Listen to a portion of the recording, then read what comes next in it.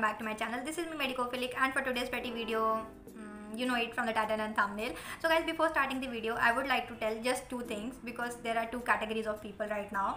कि for all those who feel कि boards में अच्छे percentage लाके कुछ नहीं हो सकता, 10th में percentage लाके कोई क्या ही कर लेगा. So hold on.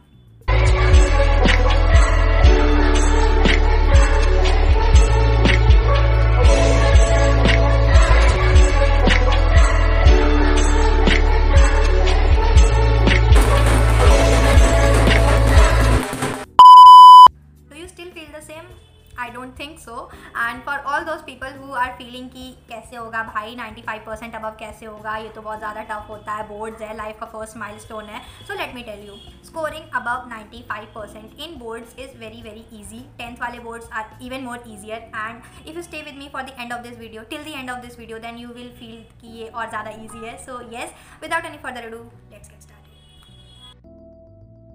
So the first tip is solving PYQs, and उसके लिए आप ये वाली बुक परचेज कर सकते हो. It is not at all sponsored, but ये बुक हम पर्सनली यूज़ किए थे and I got this for ₹700 Flipkart पर. सो गाइज, PYQ सॉल्व करना बहुत ज़्यादा ज़रूरी है. You understand the importance of this. If you are able to solve the whole questions at least twice और thrice before your boards, it will be way more easier for you than others, because इनका pattern set है. मतलब questions का pattern set है, और जो question की आने की प्रोबेबिलिटी सबसे ज़्यादा है वही बार बार रिपीट करते हैं. PYQs में भी अगर आप देखोगे तो ऑल्टरनेट ईयर्स पे आपको दिखेंगे कि क्वेश्चंस रिपीट हुए काफ़ी ज़्यादा, not just maths, not just geography, every single subject. And इस बुक को हम क्यों रिकमेंड कर रहे हैं, बिकॉज इसमें जो पोर्शन सिलेबस से डिलीट हो गया है वो भी स्टार मार्क्ड है. So it would be easier कि वो ना पढ़ो आप, और उसमें मतलब क्योंकि मार्क करके दिया ही रहता है. एंड इसमें सारे subjects, all 10 subjects are there, and इसमें पिछले 10 साल के क्वेश्चन पेपर्स हैं with solutions. So this will really help you a lot. So I would recommend कि आप इस बुक को ज़रूर से देख लो and practice as many times as you can, minimum 2 to 3 times before your boards. Okay,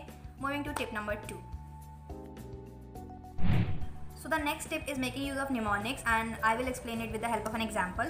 So ये वाली मेरी टेक्स्ट बुक थी जो 10th में हमारे बुक स्कूल में इशू होती थी. So there is one chapter that's called nervous system, और उसमें एक क्वेश्चन आया था हमारे पेपर में, स्कूल के एग्जाम में, कि ये ब्रेन और स्पाइनल कॉर्ड में जो ग्रे मैटर और वाइट मैटर का अरेंजमेंट है उसमें डिफरेंसेस लिखना था हम लोगों को. And you know difference between में, if you don't write minimum 2 points you won't get the full marks. तो many students made this wrong, and इसमें को पीपल ऑफन गेट कन्फ्यूज कि होता कैसे है. So I am explaining this one mnemonic to you जो हम खुद से बनाए थे. And likewise you can create your own mnemonics, and as a you can easily memorize things. So let's begin.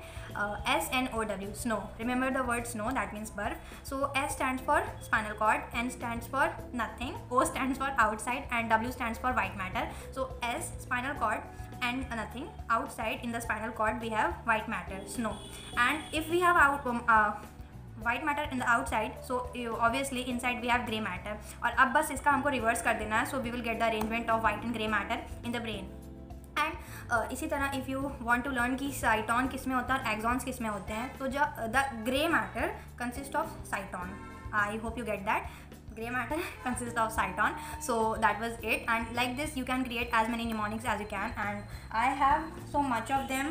हम टेक्स्ट बुक में उसको लिख के रखते थे. So 12 seconds later. For example जो हमारी स्पाइनल नर्व्स हैं, cervical, thoracic, lumbar, sacral, coccygeal, तो उसमें हमको ऑर्डर भूल जाता था. तो I made one sentence that is, can Sakshi leave computer tuition. C stands for cervical, S stands for sacral, L stands for lumbar, computer stands for coccygeal, and tuition stands for thoracic. So likewise you can create your own mnemonics, and this will really help you a lot. So the next tip is making use of YouTube. Yes, you heard me right, making use of YouTube. तो guys बहुत बार ऐसा होता है कि class में कोई एक particular topic चल रहा होता है किसी भी सब्जेक्ट में, then either we are not interested in it, और फ्रेंड्स की कोई दूसरी गॉसिप चल रही होती है, और मतलब some way or the other we don't listen to the teacher, and most of us we do coaching for physics, chemistry, maths and computer. English, Hindi जैसे सब्जेक्ट्स का तो रेयरली कोई कोचिंग लेता होगा, हिस्ट्री, जोग्राफी का.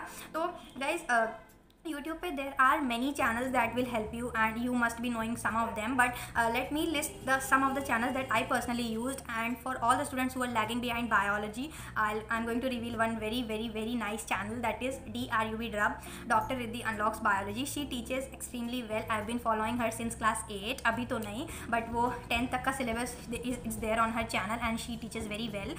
It is not at all sponsored again, हम बस इतना बता रहे कि she helped me a lot, so you can check out her videos. And if you want line by line explanation of the Merchant of Venice, it is very important. अगर आपको class में नहीं समझ में आया या आप क्लास के लेक्चर्स मिस कर दे हो या आप ध्यान से सुने नहीं हो, then you can check out the channel that is known as Ranjana Chatterjee. She is an excellent teacher. She teaches quite well. And you can, for grammar, that is for the prepositions part, you can check out the channel Study with Sudhir. He is also an excellent teacher. He उनका description page हम एक बार पढ़े थे. He has done a lot in his life and that really reflects the way he makes videos. तो वो भी काफ़ी अच्छा चैनल है, you can check out his channel. और इंग्लिश फॉर ऑल जो चैनल है वो हिंदी के हमारे कुछ चैप्टर्स एक्सप्लेन करके रखे हैं, उनके चैनल पर भी हैं, तो you can check that out. But Hindi में आई विल रिकमेंड मोर कि आप टेक्स्ट बुक्स 3-4 बार रीड करो, because every time you read you will find a new piece of information कि हाँ ये भी हुआ था स्टोरी में. एंड फॉर फिजिक्स जैसे रेडियो एक्टिविटी है, रेडियो एक्टिव फिजिक्स, और लास्ट के कुछ पार्ट्स हैं, और जैसे एसिड बेस सॉल्ट्स वाला चैप्टर हो गया केमिस्ट्री में, तो for that you can check out अलग सर के पुराने वाले वीडियोज़ जो उनके फिजिक्स वाला मेन चैनल पे अपलोडेड है. आई ऑल्सो यूज़ देम, उनकी वीडियोज़ हम देखें. और रेडियो एक्टिविटी तो इतनी अच्छी से समझ में आई थी ना उनसे पढ़ने के बाद. And the last channel that I would like to mention is study with Alok और Alok Maurya. Sorry I don't remember the name exactly, but his name is Alok Maurya, और वो मैथ्स और कंप्यूटर भी ले लेते हैं. सो जिनको हाइट्स एंड डिस्टेंसेस वगैरह ये सारे चैप्टर्स में दिक्कत हो, so you can check out his channel. And yes, these are all the channel that I personally used. So yeah, make the best use of YouTube. So guys, the next step is making daily to-do list. Yes, it sounds quite simple, but ये बहुत ज़्यादा productive बना सकता है आपके दिन को. So let me show you some examples. जैसे कि ये मेरी to-do list है जो हम रोज़ बनाते हैं. देख रहे हो इतनी सारी टू डू लिस्ट. इसमें हम नोट करते हैं कि रोज़ कितने टॉपिक्स क्या क्या कवर करना है, कौन से सब्जेक्ट में. एंड ये देखो अभी और भी मेरे पास बंडल्स रखे, इसकी भी टू डू लिस्ट ही बनेगी. और ये मेरे पास एक छोटी सी पॉकेट डायरी है, ये भी मेरी टू डू लिस्ट बनाते बनाते ही ख़त्म हो गई. So this all was to make you realise कि टू डू लिस्ट बनाना बहुत ज़रूरी है. इट इज़ वेरी एक्चुअली में. ये ऐसा नहीं है कि हम ज़बरदस्ती एक पॉइंट और ऐड करने के लिए इसको वीडियो में ऐड किए हैं. If you have the idea कि आज हमको ये चैप्टर इस सब्जेक्ट और इस सब्जेक्ट में से करना है, and if you right it on a paper, if you keep it, तो यू विल फील लाइक कि अभी इसमें से मेरा एक ही काम हुआ. जब आप if you sit down to study, you will feel अभी तो एक ही हुआ है, उसके बाद अभी एक और करना है. यू विल फील कि अभी मेरा काम बचा हुआ है. And versus the time when you don't make any list, you just sit down to study, कुछ भी उठा के आप पढ़ने लग जाओ. एंड अगर आप उसी को 2 घंटे 3 घंटे पढ़ते रहो, फॉर एग्जांपल अगर बायो का आप कोई चैप्टर उठा दिया, आपको अच्छा लगा, उसमें इंटरेस्ट आ रहा है, उसको आप पढ़ते रहो 3 घंटा, फिर अगले दिन आपको वो चैप्टर पढ़ने का मन ही नहीं करेगा, because you have already given so much time to it. You will feel like कि इतना तो अभी इसको कल पढ़ा था. So it's not like that. Topics को डिवाइड करके, वैसे भी अभी हमारे पास कम टॉपिक्स हैं क्लास 10th में, 11th वालों से पूछो, हम मालूम है तेरे बाप को मत सिखा. सो टॉपिक्स को डिवाइड करके you make your daily list कि आज हमें ये काम खत्म करना है और रात में सोने से पहले ख़त्म कर देना है. And making to do list will really make your day very much productive. This I am telling you from personal experience. So yes, make daily to do list. अब से शुरू कर दो if you have not been making still. The next step is regarding computer. तो ये एक बहुत controversial subject है. Many people find it very difficult and many people find it very easy. And in my case हम नहीं बोलेंगे क्योंकि बहुत ईजी लगता था, but yes computer was easy and I scored 100 in computer in boards. तो guys ऐसा नहीं है कि मेरे बहुत ज़्यादा मेहनत करनी पड़ी हमको कंप्यूटर के लिए. इनफैक्ट कंप्यूटर के लिए सबसे कम पढ़ाई करनी पड़ती थी हमको, because once you get the logic कि अगर यहाँ पे ऐसा हुआ है तो क्यों हुआ है, why we are using this variable here, यहाँ पे हम लोग ऐसा क्यों कर रहे हैं, ब्रैकेट्स क्यों हैं, मतलब if you get the thing कि ये प्रोग्राम लिखने का पीछे का लॉजिक क्या है, there will be no looking back. आपको ये बहुत अच्छे से समझ में आ जाएगा. In my case it was like कि स्कूल वाले टीचर हमारे बहुत अच्छा पढ़ाते थे computer. He was the best. तो I use to listen to him very carefully and वो प्रोग्राम के पीछे का लॉजिक हम समझ जाते थे. एंड उसके बाद वो कुछ प्रोग्राम्स की प्रैक्टिस भी करवा देते थे. And I also use to go for coaching computer की. वाई? बिकॉज आई फेल्ट कि प्रैक्टिस की थोड़ी सी कमी रह जाती थी, बिकॉज कंप्यूटर को एज सब्जेक्ट अलग से टाइम देना घर पे मेरा नहीं हो पाता था, because I always use to feel कि ईजी है। सो हम कोचिंग जाते थे कंप्यूटर की एवरी डे 1 आवर, और उसमें क्या करते थे, सर भी क्वेश्चंस, जो मेरे कोचिंग वाले सर टीचर थे वो भी क्वेश्चंस की ही प्रैक्टिस कराते थे। So the more and more questions you do, you will get the program. और जो थियरी वाला पार्ट है वो भी दिमाग से ही सॉल्व करता है, उसमें भी एज सच इतना कुछ रट्टा वाला चीज़ें नहीं है, थोड़ी बहुत हैं, but the main thing that is the program part वो आपको प्रैक्टिस से ही आएगा। और जो थियरी पार्ट है वो भी if you listen to the classes nicely you will get it. और टेक्स्ट बुक को भी एक बार आप रीड कर सकते हो, वैसे इतना भी इंपॉर्टेंट नहीं कंप्यूटर की टेक्स्ट बुक रीड करना, but yes you can read. और PYQ जैसे हम बताएं उसके क्वेश्चन भी आप सॉल्व कर लोगे, then it will be very very easy. So guys, my next tip is regarding English literature. तो main thing is you have to get the story nicely. Merchant of Venice को आप अच्छे से एक बार समझ लो, Act 3, 4 and 5 and all the stories that you have, all the poems. You एक बार उसका पीछे का plot आप अच्छे से समझ लो. I know why the cage bird sings. इतने अच्छे इतने easy poems हैं हमारे सब सिलेबस में. तो you get the exact meaning of that word, what is the poet or the writer is trying to convey. अगर आप वो एक बार अच्छे से समझ लो, then framing your own answers is very very easy. रट्टाफिकेशन का भी उतना सब्जेक्ट नहीं है ये, बट स्टिल आप कुछ अच्छे कीवर्ड्स अपने आंसर में ऐड कर सकते हो। और वर्कबुक्स आप पहले से भर के रखो, इट्स नॉट लाइक जब टीचर बोलेगा तभी शुरू करना है। एंड इंग्लिश का तो अभी तक मोस्ट ऑफ द स्कूल्स में सिलेबस भी खत्म हो गया होगा, तो in case of English you go through the text book, that is the text book जो हमें पतली वाली मिलती है, छोटी वाली। So you go through the text book again and every time you will find a new piece of information कि अच्छा इस स्टोरी में ऐसा भी हुआ था। तो same goes for Merchant of Venice, same goes for poems and same goes for stories. Reading is the key. मेरे टीचर बहुत अच्छे थे, the teacher that use to teach me English, he was excellent and he always use to tell this thing that reading is the key. You keep on reading and you will get so much to explore. Seriously English में if you read the text book well, answers भी याद करने की जरूरत नहीं है। एक बार आप वर्कबुक को रीड कर लेना एग्जाम के पहले एक दो बार, बट टेक्स्ट बुक को रीड करना सबसे ज़्यादा इंपॉर्टेंट है। I hope you got it and moving to the next step.